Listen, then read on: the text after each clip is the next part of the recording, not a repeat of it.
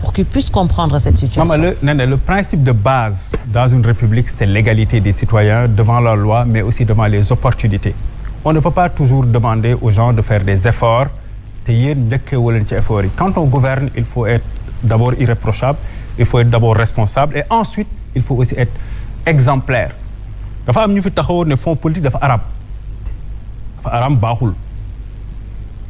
Ils n'ont pas supprimé les fonds politiques. Dafa am ñoo xam ne ñu fi taxawoon ne y a beaucoup de directions, d'agences, etc. bi ñu ñëw ne dañ koy dindi def ko seeni programme, etc. wax ko fu ne bi ñu ñëwee non seulement dinduñu agence yi, mais ils ont nommé à toutes les agences avec des niveaux de rémunération yu ma xam parce que moi j'étais dans l'administration.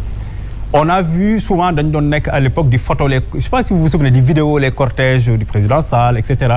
On a vu les mêmes cortèges. Donc moi je ne peux pas accepter que ñu ne ñenn ñi ñoom dañuy def effort notamment ñi gën a ndóol ay xale yu góorgóorlu ba am ay CDI en violation totale du code du travail ñu dàq leen aéroport ne encore dañuy dàq ay nit ba pare dañuy recruter ba pare di dàq yeneen nit parce qu'on les voit dëkk bi dafa daw ñun ñëpp on se connaît et que yéen ndëkkee woo leen ci effort yi. Moi je considère que effectivement la situation n'est pas simple. Oui. Gouverner n'est pas simple. Moi je suis pas un démagogue. Gouverner yombul surtout bu fekkee amoo expérience amoo xam-xam amoo jaar-jaar. Gouverner c'est pas facile et puis là le sommet de l'État du Sénégal c'est pas du fu ñuy jàngee ni da ngay jàng ba pare boo ñëwee nga dérouler donc bu fekkee da ngay jàng on peut être tolérant parce que affaire bi dal na la mais que préparé wuñ la waajaluñ la da ngay jàng à la limite je peux le tolérer mais par contre booy commencer il faut que tu sois toi-même exemplaire xam nga li ma gën a enfin ça me fait un peu sourire ci beaucoup d'électeurs ci ñi gars yi dañu yaakaar dañoo fal ay Sankara ay Lumumba des révolutionnaires comme ça finalement ils se sont rendus compte qu'ils ont élu des jouisseurs et que bon on verra. Mais jouisseurs dans quel sens? Parce que aujourd'hui dafa am sànq je pense Fatima moo ko wax l'État est une continuité ou Fatou Abdou l'État est une continuité ça on peut c'est vrai mais d'une autre part également dafa am les réalités du pouvoir. Je veux dire dañuy dem ba yegg fenn fii jouir aujourd'hui de certains postes pour pouvoir xam ne que lii ak lii la laaj. Maintenant fan laa bëgg ñëw mooy li ñuy wax ne que supprimer wuñu yenn postes on a entendu le premier ministre à l'hémicycle dire que en fait pour pouvoir supprimer yenn postes dafa am lu mu laaj dafa am benn temps boo xamante ne peut-être laaj na ko pour ñu mën a saytu en attendant ñuy saytu il faut que ñu nommer fa ay personnes pour ñu mën a jiite. Vous n'êtes pas d'accord avec cette logique? Ousmane Sonko est quelqu'un de très drôle. En fait, supprimer poste, souvent beaucoup d'agences, ay décret ñoo ko créé en fait. Donc au bout de 2 minutes, tu signes un décret comme ni nga signé décret ne dissoudre na Assemblée nationale, ni nga signé décret ne nommé na diw. En fait, c'est aussi simple que ça. Beaucoup d'agences, les agences sont créées par décret. Donc mun nga ñëw effectivement au bout d'un décret de 30 secondes nga supprimer ko. Et puis bon, man wax Ousmane Sonko du ma ci dóor sama doom. Donc encore une fois, pour bañ a wax leneen, j'attends de voir. Mais rationalisation des dépenses publiques wax nañ également wàññi le train de vie de l'État du Sénégal déggaat nañ récemment le porte-parole waxaat ko ci wàllu woowu ndax gisoo ne peut-être loolu ñu ngi ci tànk yooyu. xam nga nattukaayu économie réew bi ci njëkk mooy la loi de finances mooy ce qu'on appelle la PLF enfin le projet de loi de finances.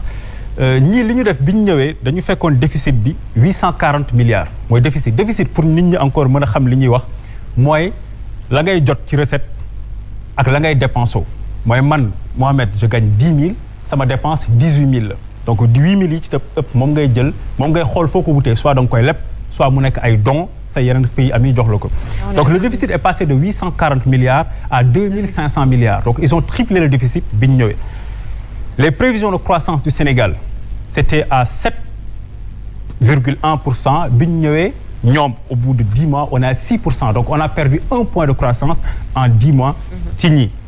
Le déficit ñu ngi ko waxoon ci 3,9%, ñoom yóbbu nañu ko 7,5%. Donc quasiment 3 points ou 3 points demi de déficit. Bi ñu ñëwee nag pour dellu si waat encore sur le projet de loi de finances, foofu ngay xool ku bëgg a rationaliser ay dépenses ak ay effectifs. Mais aucune dépense n'a été diminuée. Fam amul benn dépense ci par rapport ak projet de loi de finances 2024 boo xam ne wàññi nañ ko ñoom ci seen budget. Te nit ki bu bëggee bu nee day def lii da ngay xool ci actes yi muy jël parce que la loi de finances encore une fois c'est une loi. Oui. Parce que nii dañ koy fàtte budget loi la. Donc Assemblée nationale lañ ko yóbbu ñu voté ko ku bëgg a wàññi ay mbir donc koy foofu ci budget bi nga koy dugal ne y avait allez je donne à la louche 53 agences wàññi naa ko ba mu des 20 lii wàññi nañ ko rémunération di wàññi nañ ko poste tel supprimé nañ ko et cetera mais loolu lépp amul ci loi de finance bi gisuma ko ci loi de finances initiale du 2000 gisuma ko woon ci LFR bi ñu defoon 2024 gisuma ko ci loi de finances 2025 gisuma aussi concrètement ñu ne lii la ñuy def en termes de feuille de route lii la ñuy dindi surtout gisuma ko dans les documents de l'État ay coow man nag ay coow ñii duma ci sori. parce que dañoo bari coow. kon côté boobu dañ ci dellu ginnaaw su ma la déggee moo di day yemul ak Ousmane Sonko li mu ne à l'hémicycle que en 10 mois li mu fi def en termes de bilan amul benn nguur bu ko fi def. Ça c'est lui qui l'a dit, hein. Vous n'êtes pas d'accord? Bon, moi j'ai pas vu ce qu'ils ont fait en termes de transformation comme ni ñu koy waxee systémique xaw ma loolu. Transformation systémique. Non, ça n'a aucun intérêt ces choses-là. Gisuma ko vraiment li ma gis mooy li ma leen wax ci chiffre ci déficit. bien sûr ak ci dette. moo tax ma laaj la ne loolu dañ cee dellu ginnaaw. waaw li ma xam daal mooy. seen coow dafa bëri. Ousmane Sonko waxoon na fi coow 94 milliards. ba tey kenn gisu ko mu waxaat fi coow 29 milliards. Mame Mbaye Niang ne woon na ko ba àdduna tukki doo ko génne parce que ça n'existe pas mu waxaat fi coow 1000 milliards gis naa ñoom Ahmed ji naan ko ana suñuy 1000 milliards donc les déclarations dafa bëri et puis tu sais gouverner Mohamed ñaar la ñett la sax gouverner c'est une responsabilité parce que nee na mu ngi ko doon wax moi j'ai fait l'école nationale d'administration donc xëy na jàng naa ci këyit ak liggéey ci état lan mooy gouverner ba pare yàlla boole ma am chance ak ay hommes d'état ku mel ni Alioune Badara Cissé ma liggéey ak moom ku mel ni Abdoul Aziz Mbaye ancien ministre de la culture liggéey ak aussi un peu au bureau de suivi du PSE donc liggéey ci état xam la responsabilité de gouverner parce que yombul vraiment yombul c'est-à-dire que on a des marges de manœuvre effectivement pas très larges parce que ñun on était un pays sous-développé maintenant on est passé de PMA à pays à revenu intermédiaire et malheureusement les gens n'en parlent pas donc c'est la responsabilité quand tu gouvernes bi ci njëkk beneen bi ci topp mooy liggéey nag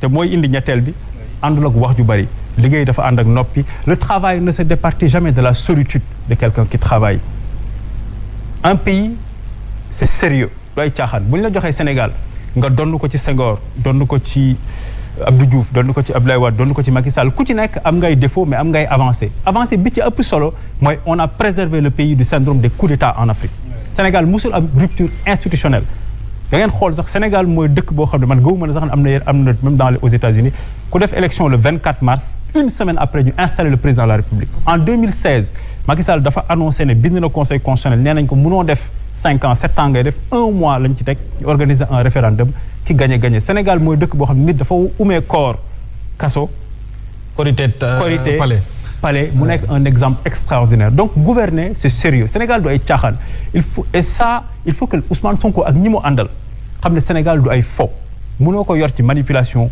mënoo ko yor ci coow mënoo ko war ci naxaate boo dugalee tey bi déclaration génnee bële manipuler dugg génn et cetera man faruma ak ñoom encore une fois mais ñoo bokk Sénégal donc il faut qu'ils prennent le Sénégal quand même beaucoup plus sérieusement qu'ils sont en train de le faire alors monsieur Anne wax nga ko Sénégal mooy dëkk boo xamante ne dañu génnee nit kaso mu jóge fa dem fa nga xamante ne moom mooy palais de la République jiite réewu Sénégal alors ci ki nga xam ne moom moo ko génnee bu ñu ci taxawee ci li nga xamante ne moom ki ko def mooy le président de la République Macky Sall c'est vrai que génn Ousmane Sonko ak Bassirou Diomaye Faye moom moo jiitu la loi d'amnistie bi nga xam ne voté nañu ko le 8 mars 2023 mais ci def boobu ñu ko def génnee leen jox leen ñu génn est-ce que loolu ni ñu ko defee ba dem voter encore la loi d'amnistie alors qu'il n'y a pas eu d'enquête jusqu'à présent ñuy wax naan nañu ko retirer dama ko tënk noonu parce que li ñu dese pour ñu dem xëy na ci beneen page bi page bi bëriwul après xam naa da nga koy tënk aussi ñu ñëwaat waaw wala ñu bàyyi la ñu ñëwaat ci